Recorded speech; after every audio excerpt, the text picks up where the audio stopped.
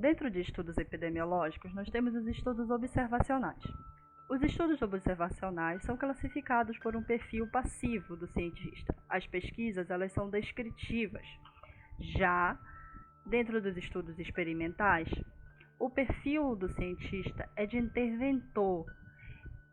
Ele vai gerar ensaios clínicos, vacinas, medicamentos. São ensaios onde a gente vai ter uma ação direta do pesquisador com o participante. Mas afinal, você sabe o que são ensaios clínicos? Ensaios clínicos são estudos experimentais randomizados, ou seja, são estudos controlados. São estudos de intervenção, onde vamos avaliar o efeito terapêutico de novas drogas e de novas vacinas em um grande grupo de pessoas. Mas calma, para um novo produto médico ser aprovado, são necessárias muitas fases de estudos. Como são feitos ensaios clínicos? Primeiro, necessitamos conhecer alguns conceitos. Para um novo medicamento ou vacina ser aprovado, ele precisa passar pelos órgãos competentes.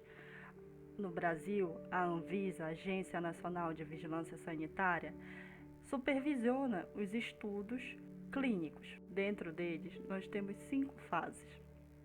As fases pré-clínica, a fase 1, fase 2, fase 3 e fase 4. Dentro das fases clínicas, nós temos a descoberta do fármaco. Nessa fase, vão ser feitas as seleções do alvo de estudo, a procura pelo composto guia e a otimização do guia, além de um perfil farmacológico. Essa fase dura de 2 a 5 anos. Após essa fase, nós temos a fase pré-clínica, que é onde vai se definir a farmacocinética, os testes em animais e os efeitos toxicológicos a curto prazo. É onde vai ser feitos os experimentos em animais. Elas duram por cerca de 1 ano e meio. Após a fase pré-clínica, nós temos a fase 1. Elas são compostas de 20 a 80 pessoas e são os primeiros estudos, com duração de 5 a 7 anos. Testa o efeito adverso dos medicamentos em pessoas saudáveis e necessita de um grupo de comparação, o grupo de intervenção e o grupo controle. Os estudos de fase 1 devem ter uma supervisão médica e envolvem um número limitado de voluntários, adultos sadios, geralmente do sexo masculino. A fase 2 é composta de 100 a 300 indivíduos. São feitos testes em escalas para pacientes, para avaliar a dosagem e a eficácia do medicamento. São feitos os estudos toxicológicos de longo prazo e o tempo é de 5 a 7 anos. Eles são ensaios clínicos pilotos que duram de semanas a meses e são limitados a um pequeno número de participantes ou pacientes com o objetivo de demonstrar a atividade terapêutica da droga ou atividade imunogênica da vacina. A fase 3 é uma das últimas fases para efetivação do produto. Ela é composta de 200 até a 10 mil indivíduos que participam do estudo. E os estudos clínicos são controlados em larga escala, para testar a eficiência e a qualidade do produto a curto e longo prazo. A fase 1, 2 e 3 geralmente duram de 5 a 7 anos. Ela tem uma duração que é considerada essencial para o registro e aprovação do produto farmacêutico. Os estudos de fase 3 devem ser realizados em condições semelhantes ao uso rotineiro futuro da intervenção e delineados como estudos aleatorizados, duplos cegos, controlados, para evitarem serem tendenciosos. Vamos entender esses conceitos um pouco mais na frente. Após a terceira fase, é vindo a fase de aprovação, onde é submetido todos os dados e revisões da pesquisa para as agências reguladoras do país. Essa fase dura de 1 a 2 anos. Os estudos de fase 4 têm duração de anos, sendo realizados após a aprovação, registro e comercialização do produto farmacêutico. Esses estudos se destinam principalmente a avaliar a ocorrência de efeitos adversos raros ou desconhecidos. Eles são aplicáveis para a maioria da população. É a vigilância após a comercialização. É a continuidade da análise do produto. Para o desenvolvimento de estudos clínicos, são necessários atender os princípios éticos. O princípio, a privacidade, ou seja, informações pessoais não podem ser divulgadas sem a aprovação do paciente. Aos esclarecimentos, acesso à informação da metodologia do estudo, ao protocolo de ensaios, que devem ser aprovados por um comitê de ética estadual. Nenhum estudo clínico pode prejudicar o paciente de alguma forma, seja pessoal, seja de forma médica. A autonomia, a cultura, as crenças e costumes devem ser respeitados. A recusa, o paciente pode decidir não participar mais do estudo a qualquer momento, ele é livre. Dos princípios éticos exigidos, a formulação do TCLE, termo de consentimento livre e esclarecido, é essencial para o andamento do projeto. É onde vão se estabelecer os riscos, benefícios para os pacientes. As despesas, os voluntários não podem ter despesas com a pesquisa. Testes, consultas e exames têm que ser oferecidos pelo estudo. Ao livre acesso ao pesquisador e ao CEP. Todo paciente deve ter acesso ao responsável pela pesquisa para tirar esclarecimentos e dúvidas sobre riscos e benefícios. Todas essas regras foram definidas pela Organização Mundial da Saúde, que tomou como referência a experiência de vários países e publicou um documento sobre as boas práticas clínicas para produtos farmacêuticos. É um guia de delineamento, condução e relatório dos estudos clínicos, que vai apresentar normas para a condução de ensaios clínicos que vão permitir que os resultados sejam reconhecidos internacionalmente e adequados para o registro do produto de forma mundial. Portanto, um novo medicamento ou vacina só vai ser levado para testes em humanos depois de conhecer as suas características químicas, farmacológicas e mecanismos de ação e toxicidade. Todas essas características citadas devem ser testadas em estudos pré-clínicos, in vitro ou em modelos experimentais quando disponíveis. Só assim o estudo clínico é considerado excelente. Ele deve especificar todos os aspectos que envolvem o estudo, desde o objetivo principal até o produto, a dose e a forma de administração do medicamento, o tipo de paciente a que se destina e os efeitos esperados. Portanto, para se considerar um estudo clínico excelente, os critérios de seleção são essenciais. Critérios como idade, perfil médico exigido para o estudo, o gênero, o local de residência física, assim como os critérios de exclusão. Se o paciente é gestante, se as crianças estão desnutridas, se os pacientes têm doenças crônicas que podem influenciar no resultado final, se fazem uso de medicamentos com interações químicas que podem alterar os resultados dos exames. Ou seja, o ideal são populações estáveis, que tenham um perfil exigido.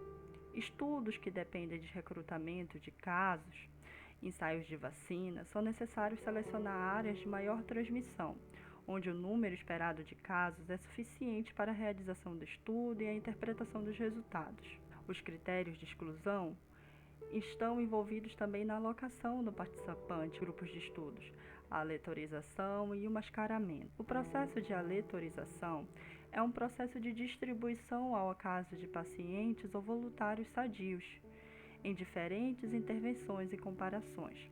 Eles são fundamentais para o desenho do ensaio clínico, pois garante uma distribuição balanceada de participantes aos grupos de comparação, reduzindo ou eliminando o viés de alocação de participantes a uma determinada intervenção e uma avaliação tendenciosa dos efeitos. Portanto, ele assegura essa distribuição balanceada dos participantes. O mascaramento e o cegamento é um processo utilizado para que o paciente e o investigador tenham conhecimento sobre a alocação individual dos participantes ao grupo de tratamento. O mascaramento em ensaio clínico é necessário para evitar o viés de observação durante o segmento clínico laboratorial. Para garantir um mascaramento perfeito, deve haver uma completa independência entre os investigadores que aplicam a intervenção e aqueles responsáveis pelo segmento clínico. Ou seja, os pesquisadores não podem ter acesso a quais os voluntários que fazem parte do grupo de intervenção e parte do grupo de controle.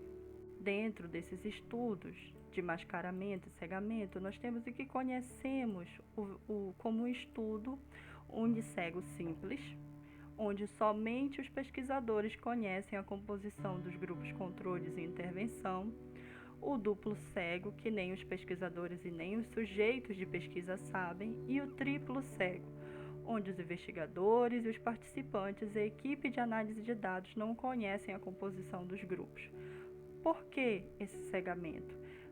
Para evitar que o estudo seja tendencioso. Então, nessa base de normas, nós temos o que é considerado um estudo clínico ideal.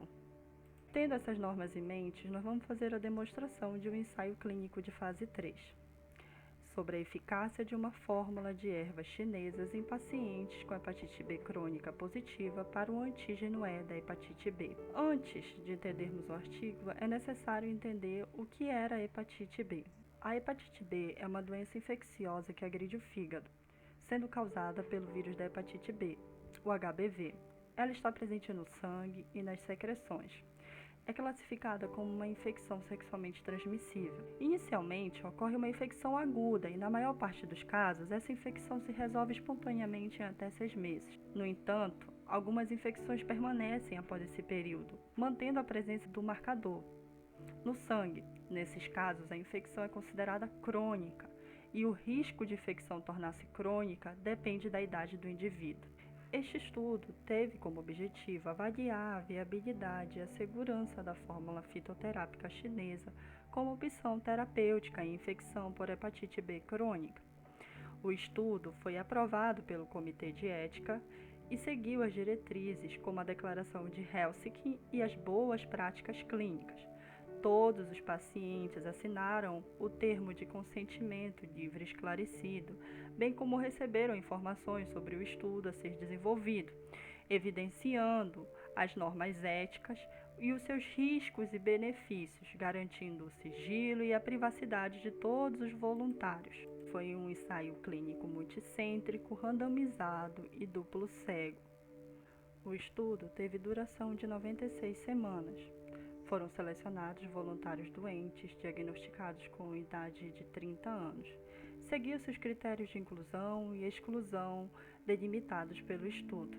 Foram também divididos em 2 grupos, o grupo de intervenção, que foram selecionados de acordo com os critérios de exclusão e inclusão e receberam o medicamento fitoterápico, e o grupo placebo, que não recebeu o fitoterápico, mas recebeu o placebo indicado. Dentro desse aspecto, o resultado gerou as análises que vemos agora nas tabelas. No geral, os resultados tiveram uma relevância clínica e o tratamento demonstra uma resposta positiva de modulação imunológica no paciente. No entanto, no artigo nós temos alguns pontos questionáveis, principalmente no que se refere à segurança do voluntário. Onde é comprovada a segurança terapêutica do fitoterápico utilizado? Qual a base científica, a evidência? A distribuição que foi ocultada, a falta de exposição da pré-clínica, não está claro no estudo sobre a distribuição das fórmulas ao voluntário, se é entregue semanalmente, mensalmente ou em uma única vez para o tratamento durante as 96 semanas. A estimativa de efeito, falta uma estimativa, não ficou evidente no artigo até que ponto o efeito é totalmente benéfico ao paciente, que não cause riscos à sua saúde de forma geral. Como comprovaram que, de fato, os voluntários estavam tomando chás todos os dias, 2 vezes por 96 semanas? Todas essas características não foram demonstradas no ensaio clínico.